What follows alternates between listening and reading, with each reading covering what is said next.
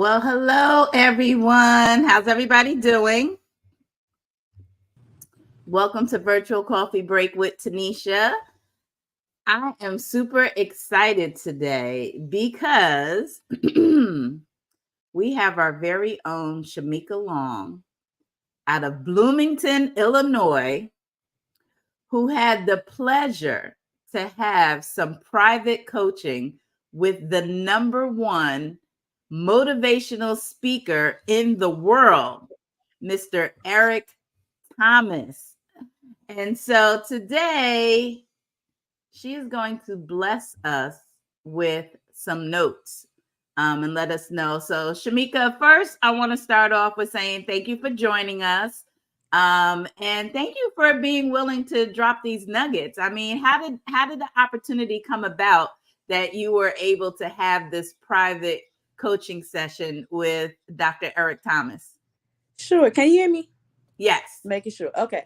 So thanks for having me and thanks for allowing me to share these nuggets. I'm like, look, I gotta tell the world. But how I came into this was I saw a post or something on Facebook where Eric Thomas was promoting this How Bad Do You Want It challenge. And it was basically like a 5-day training where we were just gonna kind of just go over some things where Eric Thomas spent some time with him.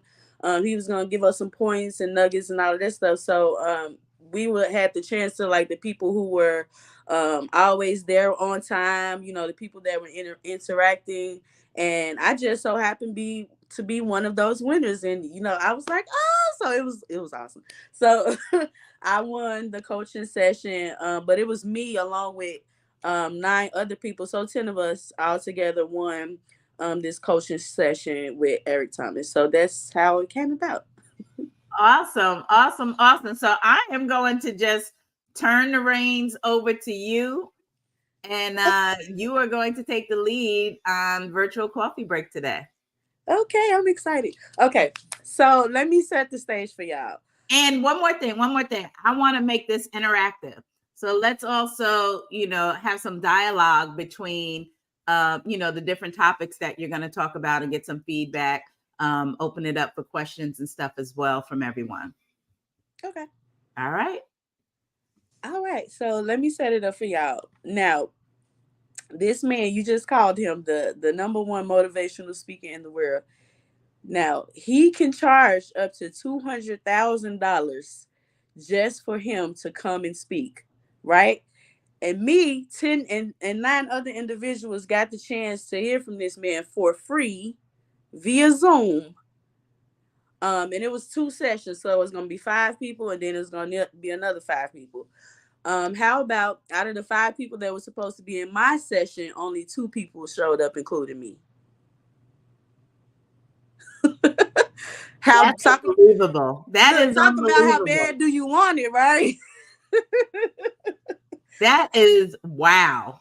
Nothing would have stopped me from making that session. Nothing.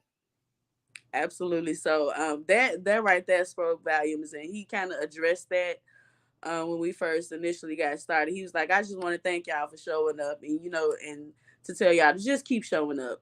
And I'm like, wait, is this Mr. Moore? Is this ET? But no, it was kind of like well, we here all the time. So I was like, okay, I'm good to know that I'm showing up. I'm like, nothing is gonna miss. I'm not gonna miss this for nothing anywhere. I even had Tariq next to me. It was kind of cute in the beginning. He gave me a little kiss, and they was recording it, so that was a whole little thing to you guys. So we had the chance to just ask questions. Me and this other young man who's there aspiring to be a motivational speaker. So we kind of just went back and forth on asking questions, and he went back and forth on on answering them. And then we had to say how we can apply those things to our business or whatever it is that we're looking for. And what I thought was awesome was, every time it started, it wasn't like he came out with this whole sermon or these PowerPoints that he was about to give us. He first started off saying, what is it that you want from me? What is it that I can give you? What is it that you're looking for from me? And so I thought that was awesome. I'm like, okay. I was like, I'm not really looking for nothing, but I was like, I got 21 questions. It's all about how many of you gonna let me ask. So I had my questions available. So The first question that I asked was, how has becoming successful affected your personality? I asked this question before to another successful person in our organization, but I just, I thought it was a great question to ask since it's somebody else here from another perspective. And his answer was, it made him his more authentic self. He was more confident. He felt more unique. He was more comfortable with being his authentic self. Um, and he was just saying, not being a people pleaser. And then you have to find a balance in between meeting your client and still being your authentic self, because you can do both of those at the same time. And he was just kind of giving us, an example of, if he's coming to speak and, he's going to be around all these millionaires and billionaires, he may think that he needs to put a suit on. When really, this is Eric Thomas. We want you to bring those street clothes, right? So, we still want you to be yourself. You can appease the client and still be your authentic self. And then he also talked about, him being a motivational person, coming in with that motivational speech as opposed to having something where he teaching, so he just kind of gave us those examples. All He right, I also want said, to touch on that. Let's okay, go let's ahead. touch on that because I liked a lot of times they say a lot of times they say that when you have money, it just brings out more of who you are. So if you were a nasty individual when you were broke, when you get money, you just more nasty, right? If you were a giving person when you were broke, well, when you have more money, you're just more giving. So how many of you agree with that statement that money just brings out more of who you are? Does anybody feel that money changes you? I feel like it brings out more of who you are. Even when at least when I'm talking, I know that when I'm thinking about stuff that I want to do when I get more money, it's always more of the things that are already in my heart in the first place.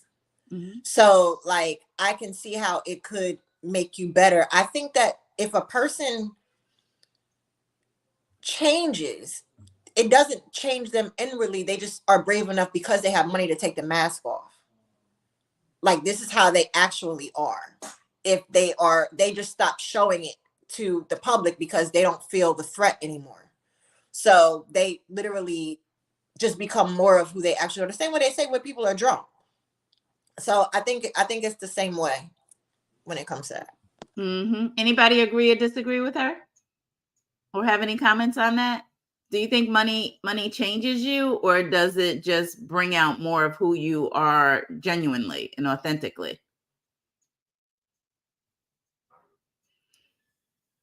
I think so. For me, I think it does change people. Um, because I feel that we tend to downgrade our wants and needs to match our income. And so if that has been your entire life, where you have downgraded your needs and wants to match your income, then you downplay everything. Everything is, oh, I don't need this. I'm not into luxury cars. I don't need a big house. I don't, and you start to say that and you believe that. You honestly believe you're not into luxury cars. You don't care to have a big house. You know what I'm saying? You don't need to fly first class. You understand what I'm saying? And so the reticular activating right in your brain believes that. The RTS, reticulating activating art. I know I'm saying it wrong. What is it, Mr. Burt? The reticular activating system. Oh, okay. So I hit, yeah. The reticulator activating system doesn't know the difference between the truth or a lie. And so if you keep telling yourself that I'm not into luxury cars. I don't need a big house. I don't need to fly first class and blah, blah, blah, blah, blah, blah, blah. You actually believe that about yourself. But then money comes. And now once the money comes and you can afford first class, you can now afford that luxury car. Now you start to want things that you can afford. So isn't that changing who you were to now who you are? I believe it is. Mr. Burke, what you want to say on this? Yeah, you remember like when we first started this process and you used to want to take me to houses that were being built, like these big houses that were being built as a vision quest. And I used to argue with you, why are we in this house? Because can't afford it. And it's like I really don't like you doing this. I didn't like you taking me to car lots to, you know, check out cars and everything. But you're right. The money, when you start getting this money, I mean, maybe I'm not the right guy to speak on this because, you know, as of still right now, I still have some issues with like how much money that we're able to bring in and everything. It's Talk like, and about there's that. times, yeah, there's times you have to remind me that we can afford this stuff, you know. So for instance, for like when it came to my football jerseys, for instance, I always wanted to make sure I just at least had one. And I remember one day you like, well, why don't you just get them all? And that right there kind of like threw me back, like, what? Wait. It's like, yeah, we have the money. Why don't you just get them all?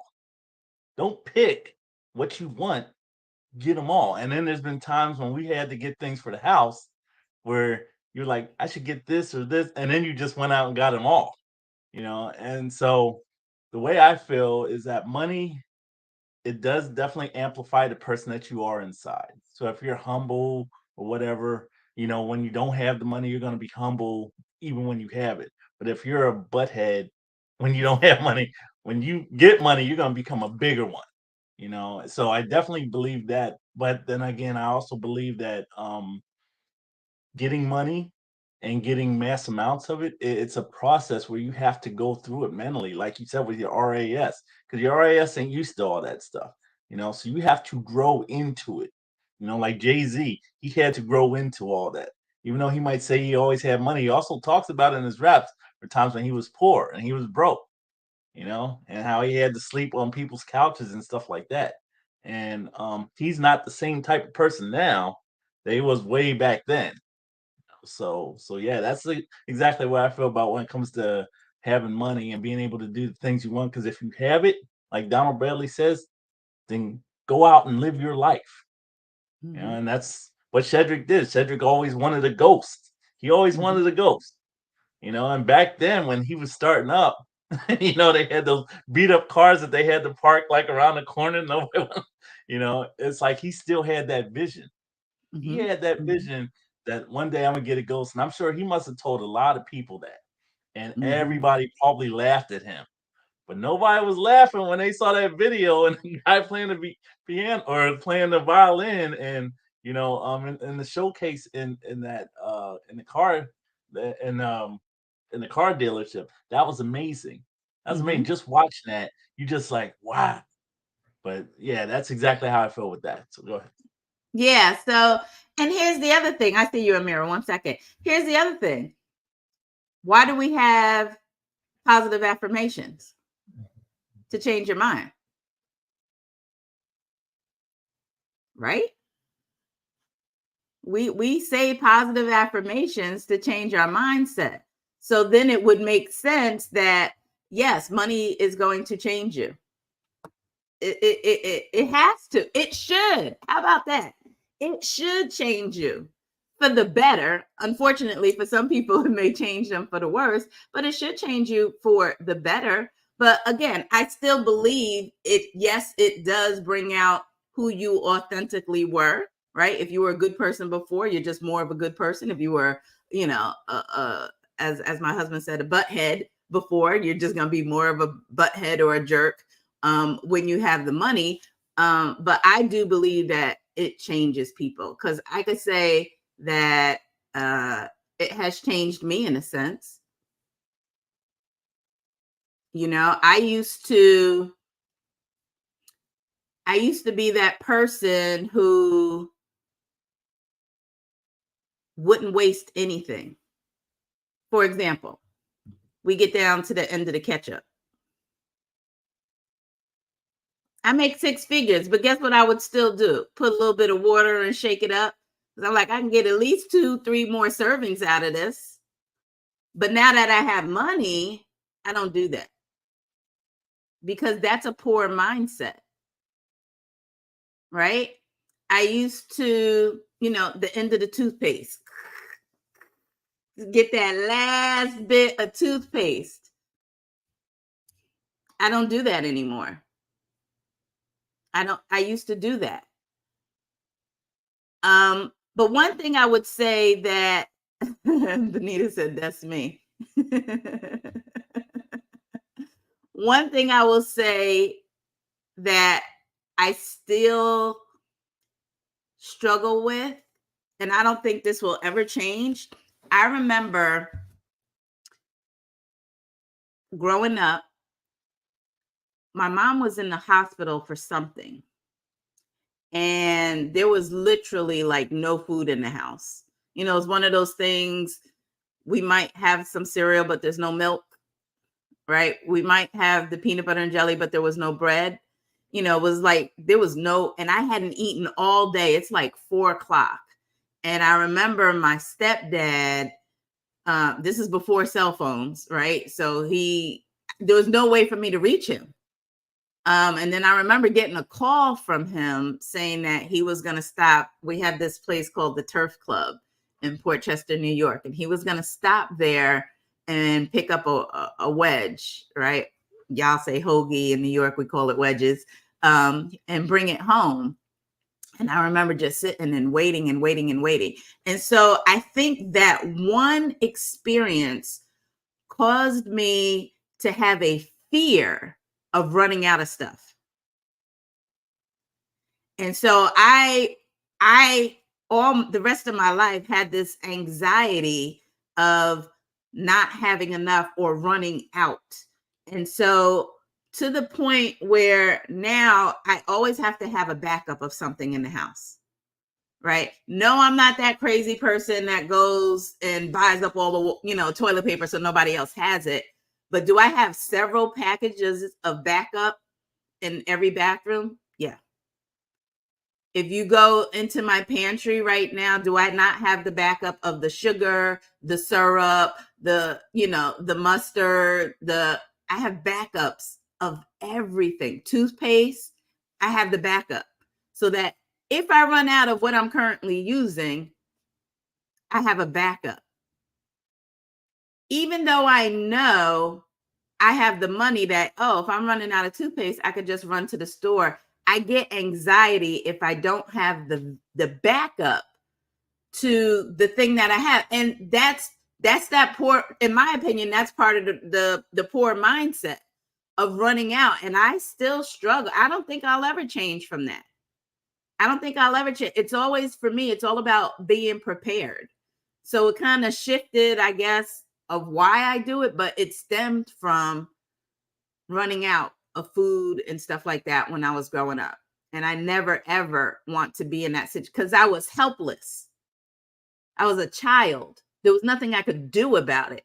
So the moment I got my first apartment and I was on my own, I was like, nope, I got to have backups of everything. Even when I was struggling, I was still trying to make sure that I could replenish something even before I ran out of the original of what I'm using. So this is why I'm saying I believe money changes you. It absolutely does change you. Because, and it should, like, money changing you is not a bad thing. I'm not looking at it as a bad thing. It should change you. If you were so poor before that you were not able to donate and give money and help those less fortunate, when you get it, it should make you the person who's just always giving.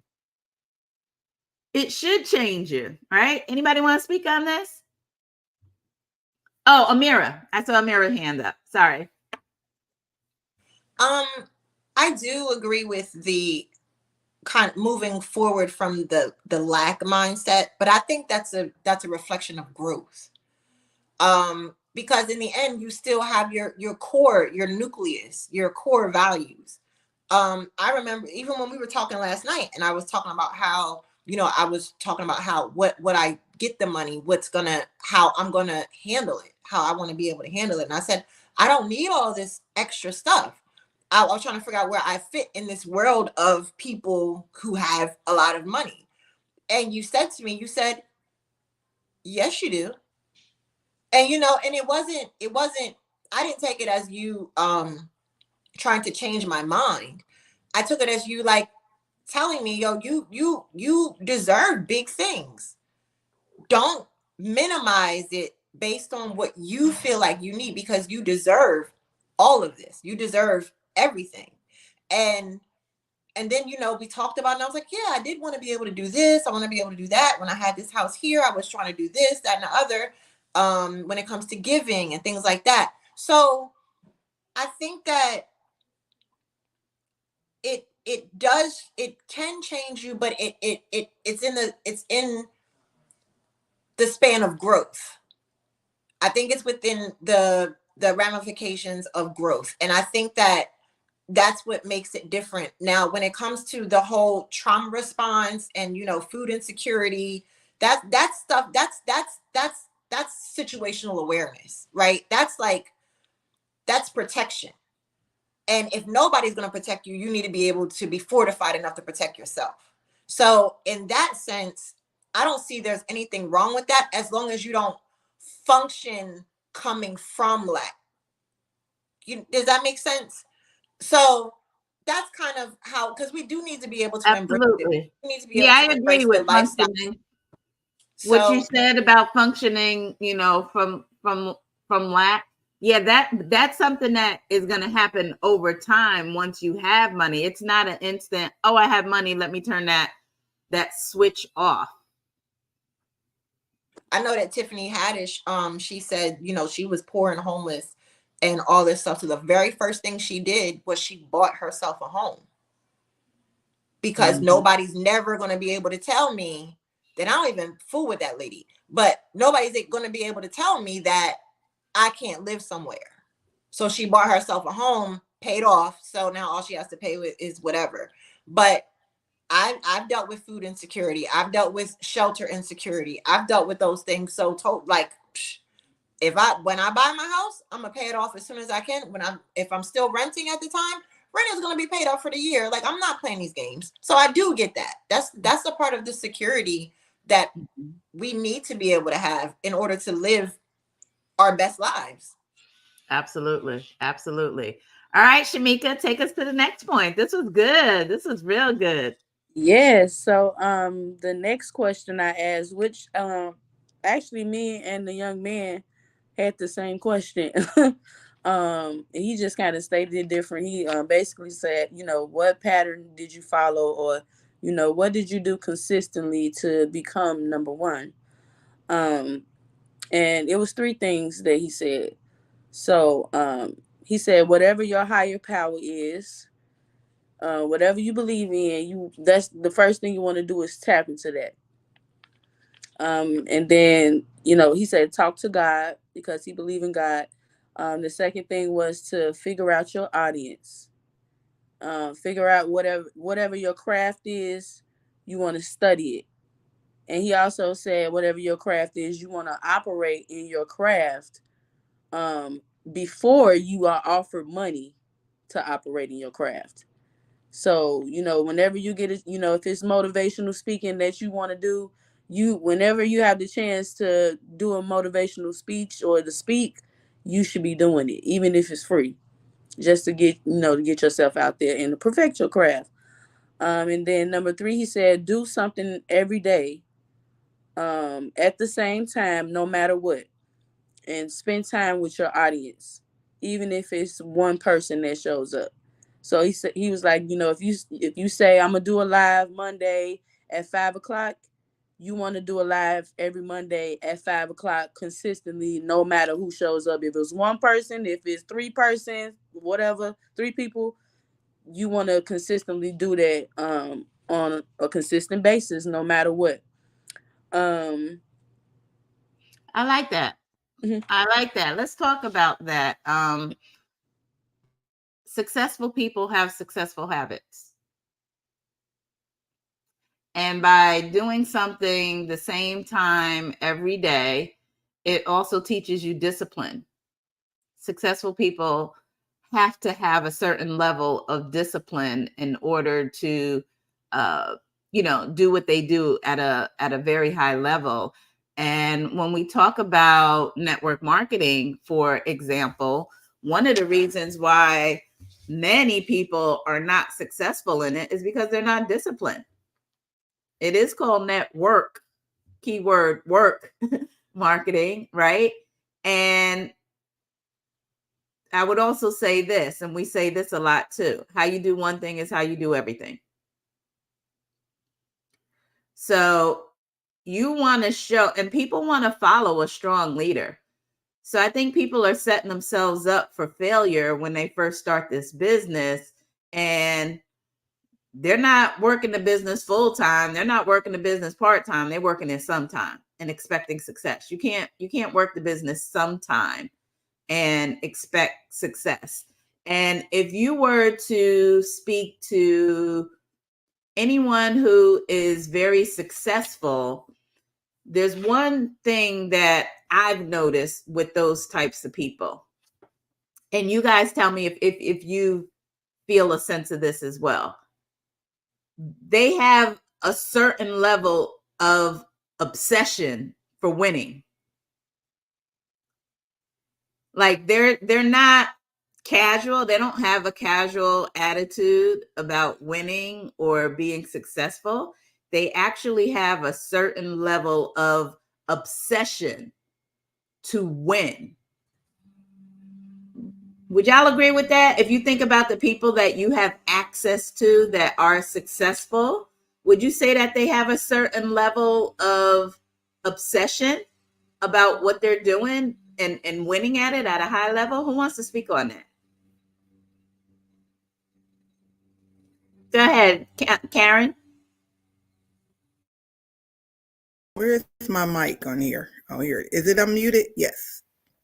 Um, so you're right, because when director Fern Sapp and Shedrick Wright had did a boot camp about 2 years ago, uh, the first thing they told us was to do that daily method of operation, the DMO.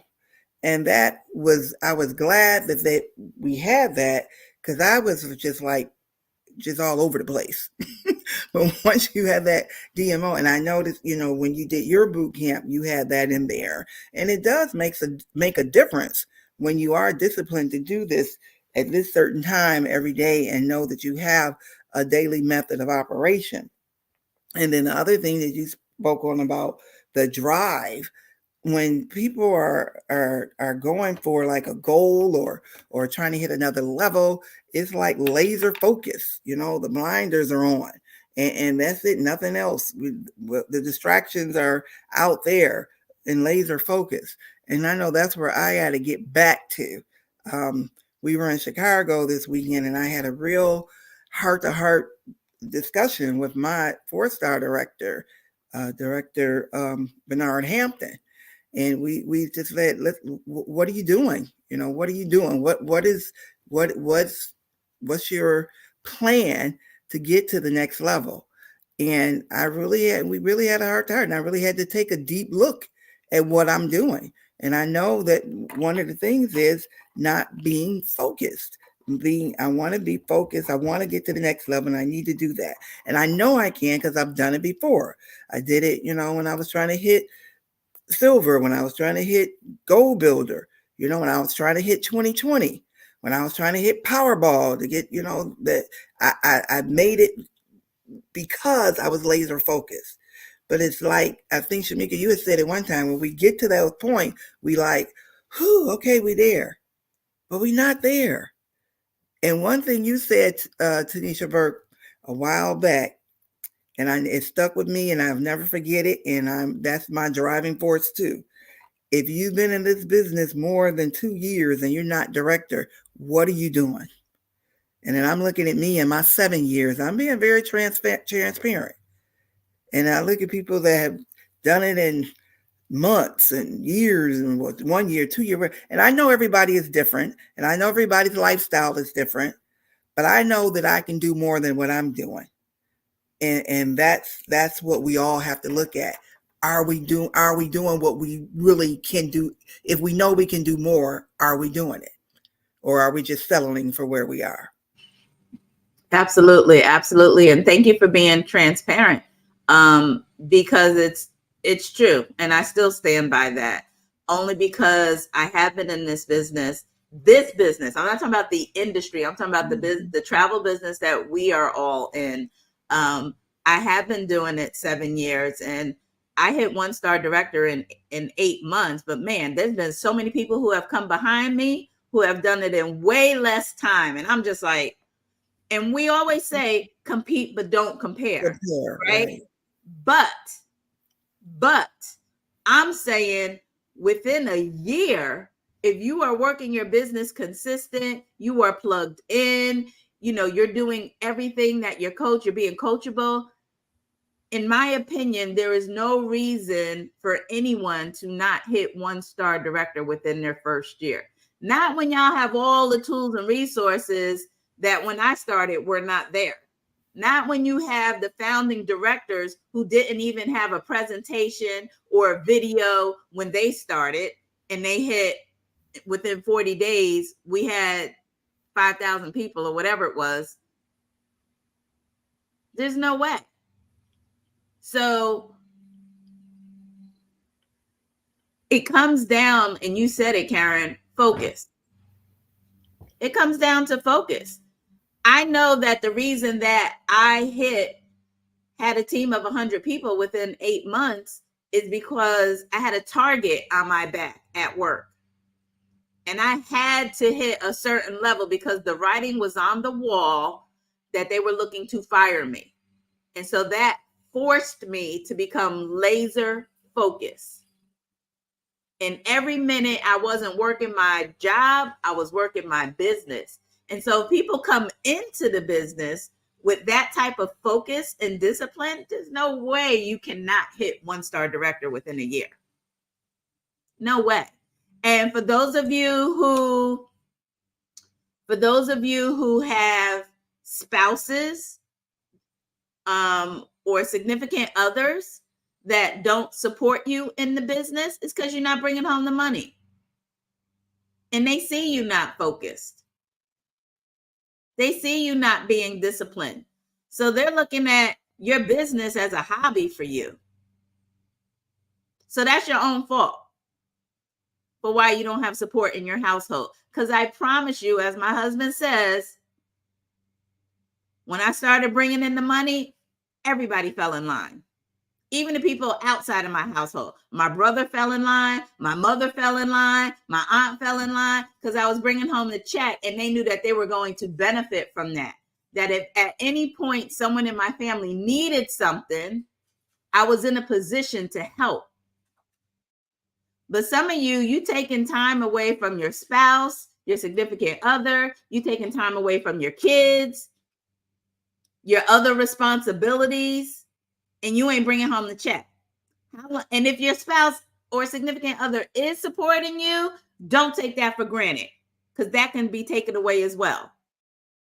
They're going to show you some grace in the beginning. Oh, okay, yeah, you got to learn, you still learning and stuff like that. But don't take that support for granted, because there's so many people who don't have that support. So getting back to what Shamika was saying, that Eric Thomas was saying, be disciplined, do something every day, the same time. How about getting up at the same time every day? And that's a big deal, especially for those of us who are full-time, because I know I struggle with that, being transparent. I struggle with that because I do have the luxury of sleeping in if I want to, right? But I always have in the back of my mind, I remember Mr. Bradley saying, when God wakes you up, get up, right? I know I have to be up at 6 a.m. to take my son to the school bus, but I have to fight with myself sometime to, once I drop him off, to not go back to sleep for an hour, right? To just stay up and start my day, right? So that discipline, if you know that you struggle with discipline, work on that, because that's only going to help you in your business. Amira? So yeah, definitely discipline and consistency. And honestly, like what we talked about last night, like I went through a process of a lot of things that I had to break down from myself, to the point where it got to, ain't no more excuses now. Like, there's nothing else I can throw at myself, nothing else can get thrown at me to, there's no more reason why not anymore. Like, my why is so strong and it became so much bigger. It's like there's no reason for a why not anymore. And I said, I remember saying to you, and I can say this, like, my husband works a job that he can't stand. And he gets up every day, every morning at 6 a.m. to start working. And he literally talks to people that he doesn't want to talk to, supporting a product that he deems as horrible and he can't support. How dare I, knowing what he's dealing with, sit in here with all the support that he gives me and not do my DMO? What kind of disrespectful audacity is that? For me to sit and watch him go every day to something he can't stand, literally coming and flopping on the bed on his break times because he's so mentally drained. And I have the blessing to be able to do what I learned the other day takes an hour max. Power hour. Why should it take me all morning to peak 5 to 10 people? It shouldn't. And it's something that we have to really be real with ourselves with when it comes to our accountability. We have to be real with ourselves when it comes to our consistency. We cannot start a whole nother year starting over January 1st. If you're aware of it now, then do something about it now and get your momentum going. And it's not like this realization, this literally, I've been going through a process of realizations since I had my medical emergency. And literally just day by day, moment by moment, all these things are Director Burke is in my head all the time. To the point where I can't even call her and say I'm having a problem with something because she's already answered me in my head already. And I better not come to her with this after she already told me to do this. I better not. Because she's going to hold the mirror right up in my face and say, but we talked about this, right? You need a refresher, watch the video. I'm not going through this with you no more. And we have to really hold our feet to the fire and really hold ourselves accountable, because we could be doing so much that we hate. We could be forced to do so many things that we hate just for the sake of a check, for a 20-cent raise, when you could get a $10,000 raise in a year. I mean, it's a no-brainer when it comes to working in business. I'm glad I realized it before we went into momentum, because I know it'll be tougher. But right now, it's like, it's either consistency or bust. And we all have to come to that conclusion and act like we got some sense. That's good. That's real good. You know how some of you may be going through something right now, right? You have some challenges. But I would bet, and you all tell me if you agree with this, and be honest, if you were to reflect on your life, and I'm talking about those, y'all are in your business right now, you're at whatever level you're at, you're doing whatever you're doing or not doing whatever. But based on your life right now, if you go back and reflect on all the things you've been through, would you be able to say, you know what? There was a time in my life when I wish and prayed to be in the situation I'm in right now. How many of you can say that? So let's not forget, because that's what I feel when I hear Amira talk about her husband hating his job, right? Even though I know he hates his job, right? And Amira, because I know your story, right? There was a time not so long ago when he wished he was in this position to have the job, right? And so I'm sure that's what, even though he doesn't like it, I'm sure that's what gets him up every morning, because he remembers when he didn't have it. He couldn't do it, right? And so we all need to reflect on that, because that memory might be that one thing that helps you get your butt in gear now so that you can start thriving. Remember back when, because sometimes it's so easy to forget the challenging times once we've already passed it. You know what I mean? Like, I remember having to steal electricity in the hallway because my lights were turned out in my apartment. I remember, I don't want to, but I remember when that happened. I remember having an hour commute to get to work, having to get up 3 hours before my start time because the commute just to get to work was an hour. And I remember at that point wishing that I had a business that I could do from home, so I didn't have to fight that traffic, right? And now I have that. I get to work from home, right? But sometimes my discipline isn't where it needs to be. More times than not, it is. But there are still those times when I'm not as disciplined as I should be, right? And so I need to go back and reflect and remind myself, remember when you had that hour commute to build somebody else's dream? Well, guess what? God bless you. You're home to build your own dream. Put more effort into it. Anybody else want to go, Shamika? I kind of want to talk about it. It's crazy because I was kind of just having this conversation with my best friend, but I know for me, it's been times in your life where your back was against the wall. You couldn't take no for an answer. You couldn't go home with nothing, right? You had to make it happen. And sometimes we got to get back to that. And sometimes it takes those memories of what you were going through to be like, man, I was just really going for those first 30 days or whatever the case may be. Sometimes we have to get back to that, back against the wall. And I could kind of relate to the discipline as well, because in the very beginning, I had a discipline problem. And I was told it's because it didn't hurt bad enough for me. It wasn't hurting. I was comfortable. I was, okay, casually, yeah, whatever. I didn't do my DMO today. Okay, I just won't have, turtles that I usually have. That's my, it was just like, but once, and I think it kind of goes with whatever you're doing, even if it's not this business, whatever you believe in, whatever you think that could get you to those success, to get you to the point where you're achieving those goals, and you really truly believe that you can make those things happen by doing it, you gonna get up and do something every single day to work your business, no matter what, no matter who died, no matter who's sick, no matter who birthday it is.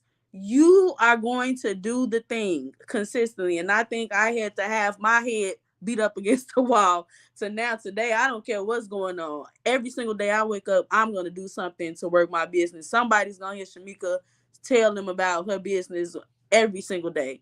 And I had to get to that point, because at first I did not have that discipline, and I was comfortable, even though I wasn't big. It was like, okay, I'm gonna go build it. This is nice. I think I enjoyed the Goldville debut a little bit too long. It's time to go a little higher.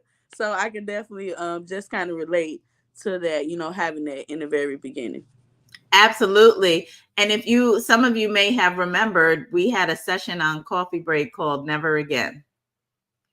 And I had everybody think about, the most challenging time in their life that they swear they will never, ever, ever be in that position again.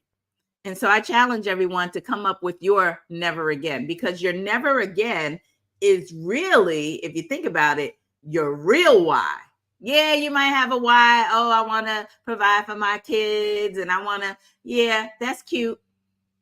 But the real why, if you really drill down, it's your never again, right? Never again will I have to steal electricity from somewhere else because my lights got turned off. Never again will my water get turned off. Never again will I have a car repossession. Never again will I have a house go into foreclosure. Then never again will I have to eat cereal for dinner because that's literally all I have in my home.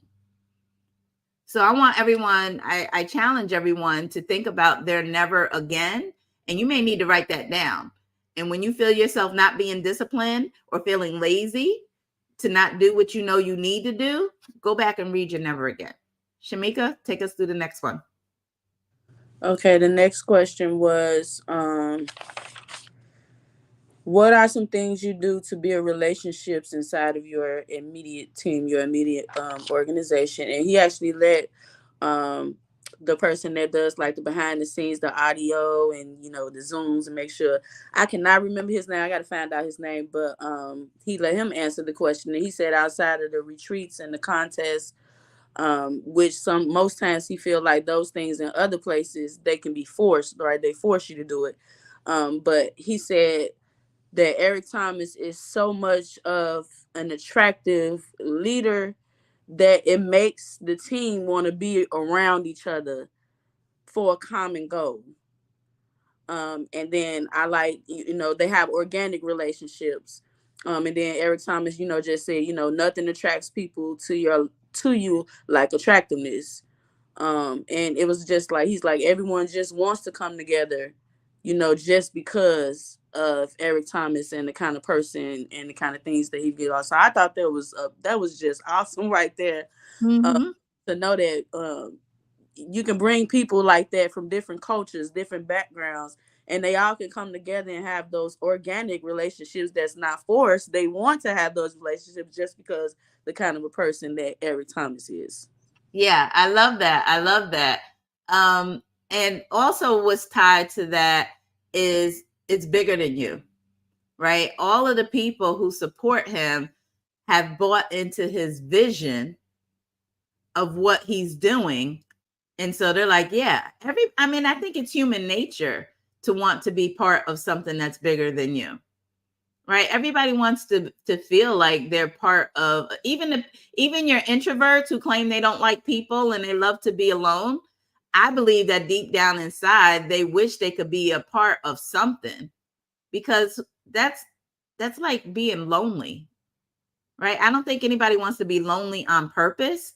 I think they have to fight with their inner selves, and that's why they're in that position.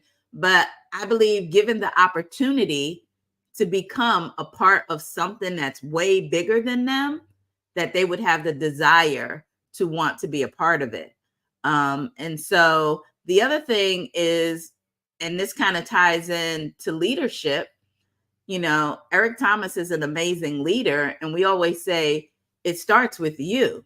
Be the leader you wish you had. Right? In order to be a great leader, you have to first become a great follower. So all of that stuff, when you tie it into network marketing, all of that stuff needs to start the day you hit enter, and congratulations, you're officially in business. Now that's the time for you to start becoming a great follower so that you can become a great leader. That's the time you want to watch the people that are modeling what it looks like to be a great leader so that you can become a great leader. Because very soon it can happen in 24 hours. It can happen in a week. It can happen in a month. You're going to have your first business partner. And you want at that point to be exemplifying some form of leadership. You might not have all the answers, but you could be exemplifying work ethic and not know a darn thing about your new business.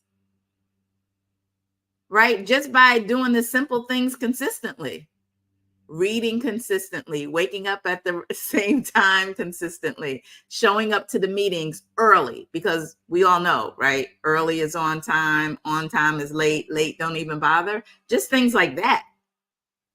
All right. Anybody else want to speak on this before Shamika goes to the next? All right, Shamika. Okay, so I told him this was the fun question because I am a travel business owner. So I asked him, what is a destination that he hasn't already been to that he wants to go to and why? And his destinations was Africa, and he said he want to go like in the deep dales of Africa. Even though he's already been to Egypt and Dubai, but he don't want to just go there just to travel. He want to, of course, see his people, but he also want to do work there. And then another place he said he wanted to go was Singapore. Um, and he said he didn't really know because his wife has MS, so the heat down there. One thing I was like, dang, I should have. I wish I would have known he's gonna say Singapore. I would have researched, like, okay, yeah, she could go such. But I did the research now. So the best times if you have MS and you want to avoid the heat is December through June. Um, and that was basically it with the questions. But when he was talking to the young man, I kind of wrote down some points and things that he was saying. Um, some of the things he was saying that in order to be successful, you need to enhance your vocabulary and critical thinking. And guess how we do that? By reading. Reading people are, y'all write this down. Reading people are ruling people. Reading people are ruling people. And what do we always encourage people? I mean, that's the IMV. What are we doing there? Reading a book and then, talking about the highlights, right? The bullet points, the takeaways from those books. And I will say, even with me, anybody ever suffer from there's something you want to say and you just can't get the words out? Like, it's in your mind and you're like, I can't articulate what I'm thinking. It's because we're not reading enough. If you were to read more, you wouldn't have that issue. You would always know what to say and be able to articulate what you're thinking. And so I always know when I've slacked on my reading, because I'll get to a point where there's something I want to say and it's like the words just escape me. And I'm telling you, it's because of not reading enough. You might be reading, but you're not reading enough, or it could be you're reading the wrong thing. Like, we ain't talking about romance novels here, right? Not when you're trying to engage in business conversations with people. You got to make sure you're also reading the right thing, because those romance novels and those science fiction books that you may be reading are not going to help you in your business, right? You have to be reading things that are personal development type books, or things that are directly correlated to the industry you're working in, right? If you're in technology, then you should be reading technology books, right? If you're in science, you should be reading science books, right? Network marketing, ton of network marketing books, right? Leadership books, those sorts of things. How to communicate. I took a class on how to communicate better. People who are afraid of public speaking, right? What are you doing to fix that? Because the people in front of the room make the most money. Yes. So you should have a goal to want to move into the front of the room so that you can make the most money. And so if you have a fear of speaking, you better be signing up for something to help you with that. You better be watching some YouTube videos on how to overcome that. Sign up for Toastmasters. If you don't know what that is, Google it. There's one in pretty much every major city across the country, a Toastmasters, if you have a fear for public speaking. But the very thing that you're afraid of, just do more of it until your weakness becomes your strength. And then you're really going to take off. Anything else, Shamika? Yeah, absolutely. And then when he said that, I thought about it too. And it's not just about reading it, but actually applying the things that you've read. And when we hear from the top leaders in the organization here, you can see that most times what they're saying, they got it from a book. I've read so many books that they're from. I'm like, dang, when they say this all the time, and this where they got it from. they read the book and they applying it by giving it to us. So it's not just about reading those things, but actually applying it. I did since we always do talk about relationship. This is a relationship building business. He said that's cool. You want a relationship base it, but you also want to have outcome based, right? You want to focus on the outcomes, looking at the data, right? And not just on any outcomes, right? The outcomes that you do want. Because a lot of us, we speak out the things that we don't want all the time. So it's talking about those outcomes that you do want, and you want to look at the data to see, is your work matching up with where you said you was gonna be in this week? Did you accomplish your goals? What's the data looking like? What's your DMO looking like, right? So I thought that was cool. And then he said, say less and you make more. And when he said that, I was like, okay, don't talk about what you're gonna do it, and you make more. I So love those that. little nuggets at the end. So yeah, that's what I got from every time. It was very powerful. He prayed for us at the end, which was awesome as well too. And then he also said to, like you tell us, Tanisha, all the time, whenever you get a chance, tell your story. But then I like when he said, put the principle with your story. Absolutely. And it was kind of happy. All right. Well, that was awesome. Thank you, everybody, for today's session. Like, comment, share this video so other people can get the information. And it also helps with the algorithms. And I'll see y'all on Thursday. Bye. Thank you, Shamika. You're welcome.